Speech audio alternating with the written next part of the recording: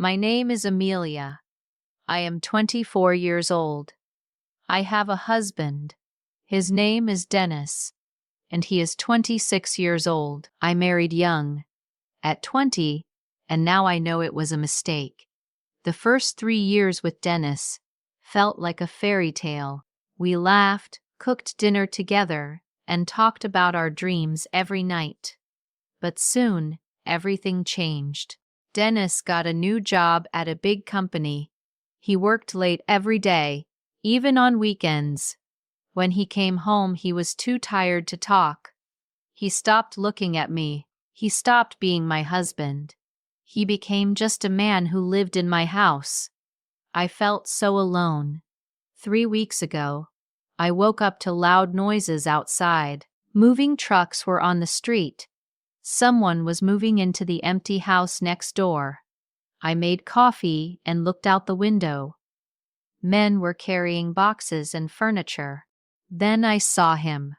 I froze. It was Roger, my ex-boyfriend. My heart beat fast. Of all the houses in our town, he chose the one next to mine. I couldn't believe it. I stepped away from the window and sat down. My hands were shaking. Roger was my first love. We dated for 2 years before I met Dennis. We were so happy together. We planned our future, but then Roger got a job in another city. He wanted me to move with him. I was too scared to leave my family and my town. We had a terrible fight and broke up. I cried for weeks. 6 months later, I met Dennis. He was quiet and serious, but he made me feel safe. We got married quickly. I stopped thinking about Roger. He was my past. And now, he was back, living right next door. That morning, Dennis came into the kitchen. He was looking at his phone, not at me. I told him someone was moving in next door. He just said okay, and left for work without saying goodbye. That afternoon, I was in my garden watering flowers, when I heard a voice call my name. Roger was standing at the fence between our gardens. He looked surprised to see me. I told him I lived here with my husband. He said he was married too, and his wife would come back next week. We talked for a moment. It felt strange. 2 people with so much history, now just neighbors talking over a fence. The next few days were difficult. I saw Roger every day in his garden. We waved at each other. Dennis didn't notice anything. One evening, I was taking out the trash. Roger was outside. He asked me if I was happy. The question shocked me. I said I was fine, but my voice was shaking. Roger looked at me with sad eyes and said I didn't look happy. Then he said if I ever needed to talk, he was there. We were friends once. We could be friends again. That night, I couldn't sleep. I thought about his question. Was I happy? No. My marriage felt empty. Dennis and I were like strangers, and Roger was back in my life. The man I once loved. The man who still seemed to care about me. A week later, Dennis left for a work trip. He would be gone for 3 days. He didn't kiss me goodbye. He just walked out the door with his suitcase.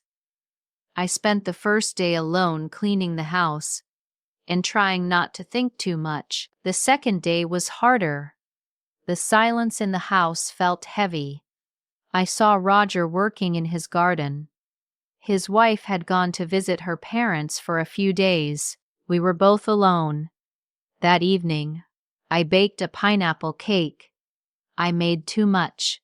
I stood in my kitchen looking at the extra cake on the counter. Roger loved pineapple cake. I remembered how happy he was whenever I made it for him years ago. I shouldn't bring it to him. I knew that, but I felt so lonely, and it was just cake. So I picked up the plate and walked to his door. Before I could change my mind, I knocked. Roger opened the door. He was surprised to see me. I held out the plate. I told him I made extra pineapple cake and remembered he liked it. His face softened. Roger said he couldn't believe I remembered. He invited me inside. I should have said no. I should have given him the cake and left. But I walked into his house. We sat in his kitchen. He cut 2 pieces of cake. We ate in silence at first. Then, we started talking about old memories. He talked about the time we went to the beach and got caught in the rain. I talked about the restaurant where we had our first date. Roger was sitting close to me.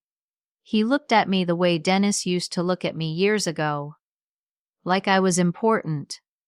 Like I mattered. Roger said my name softly. He said he never stopped thinking about me. He said leaving me was his biggest mistake. My heart stopped. Part of me wanted to hear those words. Part of me had waited years to hear them. But then reality hit me. What was I doing? I was married.